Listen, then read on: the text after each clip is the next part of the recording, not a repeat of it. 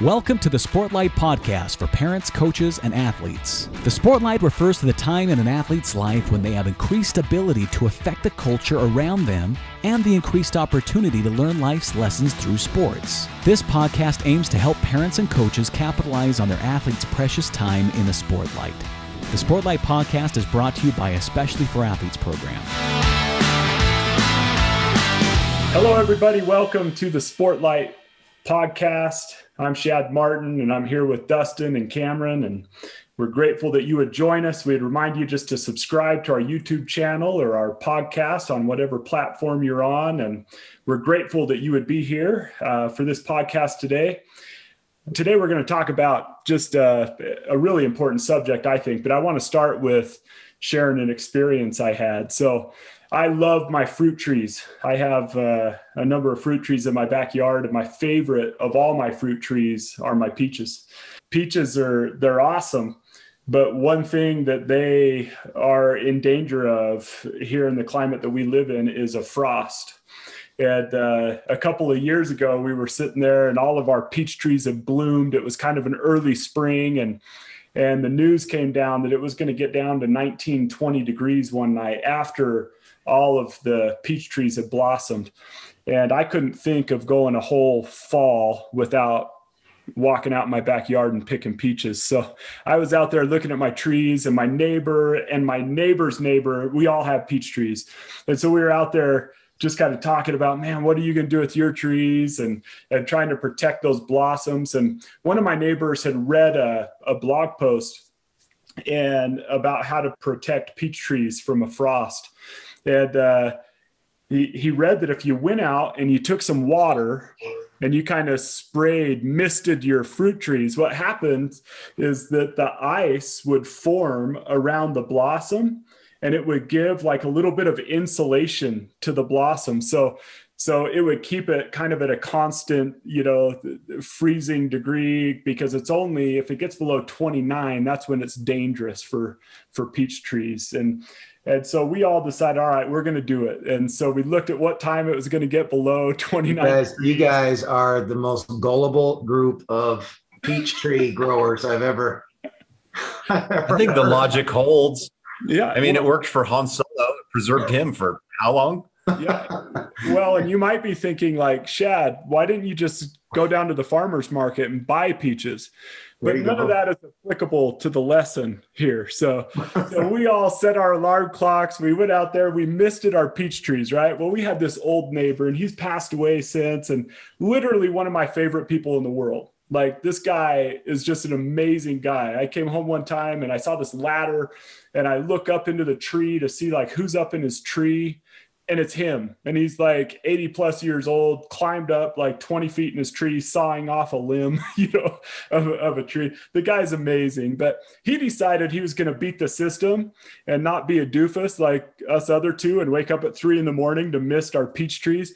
So he put this sprinkler in a stump of his tree, and he faced it upward, and he ran a hose to the bib right there by his back door. So all he had to do was step out the back door and turn on the hose, and that would go, and go up all over his tree, right? Playing chess. You guys were playing checkers. This is fantastic. Yeah. So anyway, I'm going to share with you. The picture, though. The next morning I get up, I've misted my peach trees, I went and checked on them, and I'm like, all right, I hope they make it. By the way, it doesn't work. Don't get up at 3 a.m. and do that. We got no peaches. But anyway, I go out and I pull out of my cul-de-sac, and I want to show you guys just real quickly what I saw. Are you seeing that tree right there? That's a healthy looking peach tree. Yeah. But the fruit is delicious. Yeah. And for those of you who can't see on the podcast, every branch almost, besides one central leader branch, is broken off because of the weight of the ice.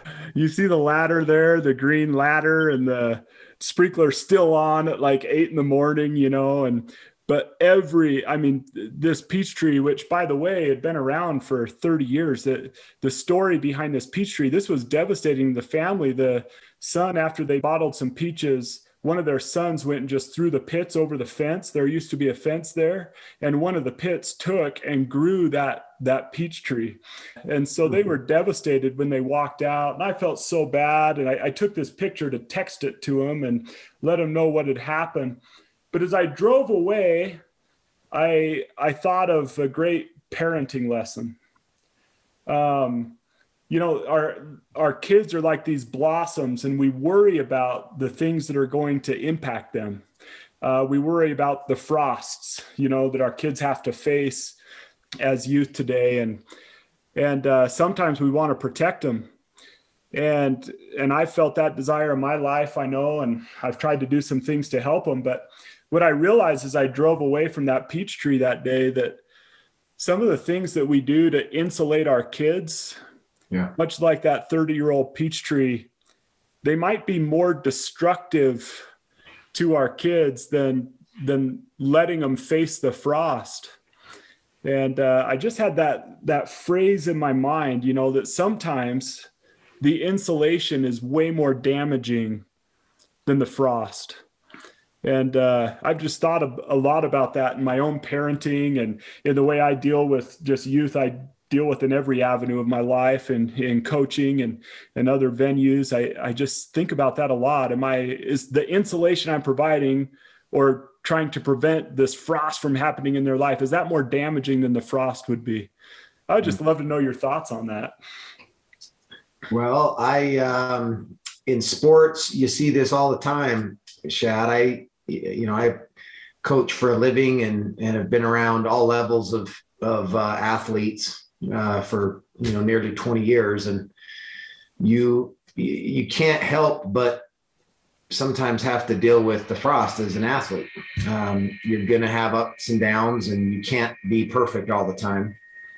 And instead of looking at that as a negative, that's where growth happens, and that's why I hope that's why we want our kids. Yeah, we want them to have fun, and it's social and it's exercise, and there's all these, benefits that come from it. But one of the most valuable lessons that come from playing sports, as we know, is that you have to learn how to deal with frost, right? Or you have to be resilient. You have to deal with hardships. And unfortunately, this has probably been around forever, but I feel like it's more so now. I feel like I'm seeing it more in the last, 10 or so years, is that it's our generation. It's us as parents that are doing this, is that we, in an effort to love our kids, we actually have done too good of job loving them, if that makes sense. We don't want them to hurt.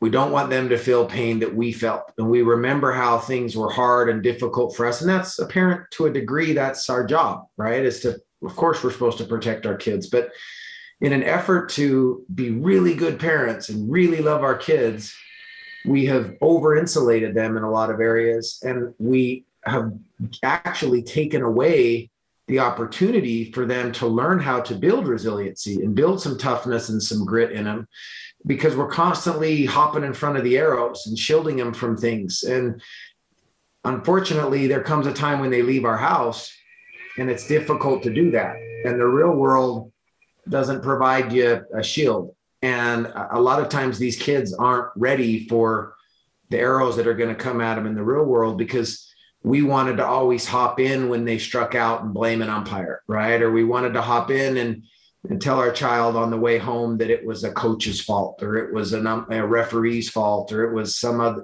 whatever, just make an excuse for them. And when we do that, we take away the opportunity for them, as you say, to learn how to handle the frost. And we actually, in an effort to love them, weaken them.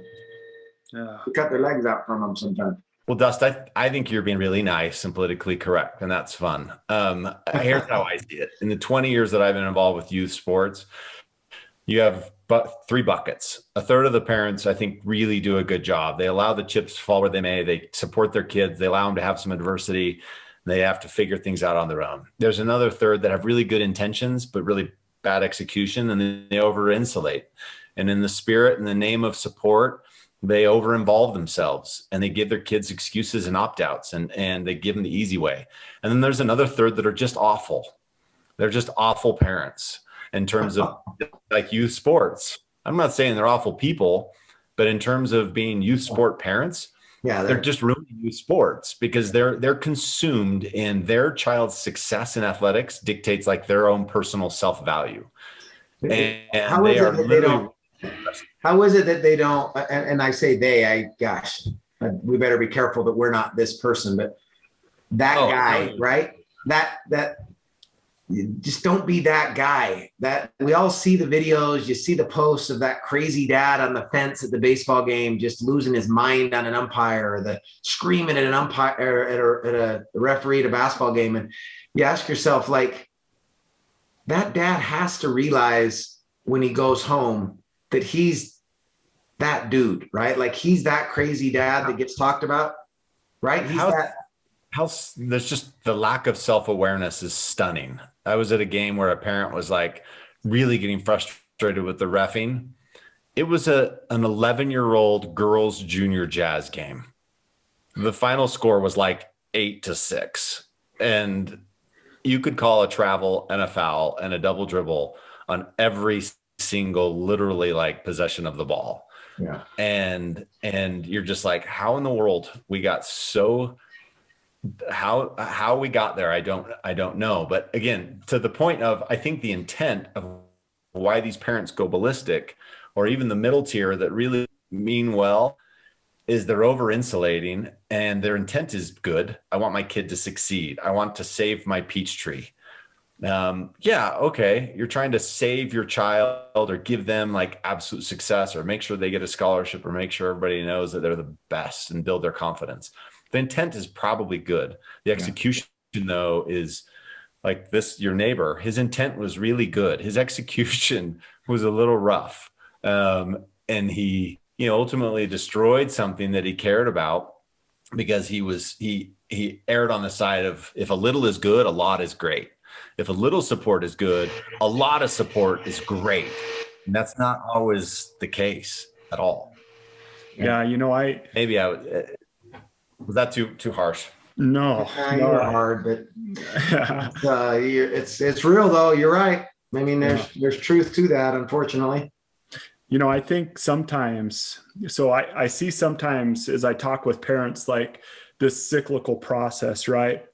Part of what's going on, I think, is parents see some of the statistics that are really scary, right? Suicide statistics, depression, anxiety statistics. And so that might actually, the knowledge of those statistics might actually be scaring them to the point that they're like, and they think they need to protect the kid from the frost, like I can't let them deal with this because I know what the statistics are. The irony is that when we step in, like you said, Cam, with those really good intentions, those parents that fall into that second bucket, that they aren't living through their kid. They aren't trying to just draw attention to themselves at a game. Like, there are those third bucket parents, but there's also some that are just so concerned and they're scared. And they see these things going on in the world, and our natural instinct is to protect, and so I think that that's going on sometimes too, but what I realize from this peach tree, and I see it in myself, my natural reflex when my children are going through something difficult is to protect, right? Is to stand up for them. And we almost have to fight that reflex because in stepping in, they aren't building the muscles that they'll need to face life. It's like if I had a son preparing for a football game or for a football season, and he's sitting there lifting, and every time it got difficult, I just like pulled up the bar, and so I could say, then the thing is he's not going to be ready, even though he's been to the gym and all these things. And Dustin, what you were saying is sports provides the gym. Yeah. Like, sports throws a lot at kids. Some of my greatest disappointments in life were failing in sports, right? And if we won't come in and take that moment from them of growth, but if we actually allow them to work through that, they're actually developing the muscle, that emotional muscle that will help them not get killed by the frost. And so it's fighting that instinct of taking that away that might help the kid. And when we don't fight it, we do to our kids sometimes what was done to that peach tree. Well, and the key is we have to be, as parents, aware of that, especially after the losses or after the bad game, that because this is easy to say in a three guys on a podcast like this talking about it. But when you're in the moment and your kid just had a horrible game and they're in the back of the car, and we've talked about how that car ride home, those car ride home with our kids those are sacred moments. You know, the words that are said in the car on the way from the basketball court to home. I remember conversations with my dad on the way home. And, you know, we have to be, as parents, aware of the fact that when those times come, our kids are remembering and may remember what we say to them in that car ride home the rest of their life. And sometimes the right thing to say to them is, hey, son, you want to talk about the game? And if they don't want to talk about it, then you don't talk about it. It's not to immediately, why didn't you swing at that pitch? Why did you let that pitch go by? You struck out. Why?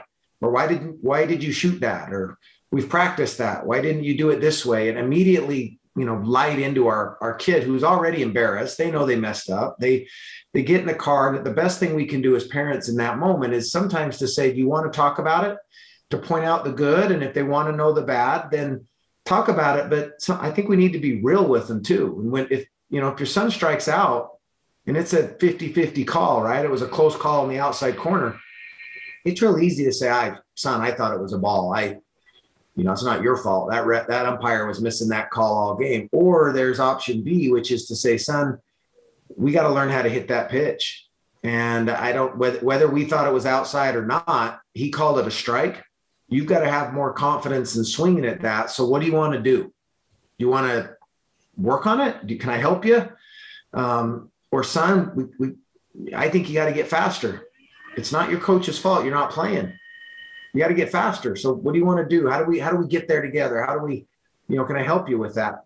Because when we blame the coach, we shouldn't be asking ourselves then why, if we raise a generation of kids coming up that blame the government or blame their employer or blame, the world for their problems, if all we do is give them an out every time anything bad happens to them, instead of saying, sometimes you got to point the finger at yourself and figure it out. And how can I help you do it? But it's your thing. You're the player, not me. No, that's hard, but we sometimes have to, I think, be a little more blunt and to the point with our kids. I think also, Dustin, we could be overt. Like I remember Dustin and I have the great honor of being drill dads. So I'll just let that sink in for a little bit. Yeah. A lot of work. Yeah. And so I remember coming home, picking up my daughter, and she was heartbroken. She had been taken out of a dance. Like that's in drill terms, that's taken out of the lineup, Yeah. But sometimes it's okay, I think, to look at her or our children and say, I'm glad you're facing this. Like, this is hard. Like, this is stressful.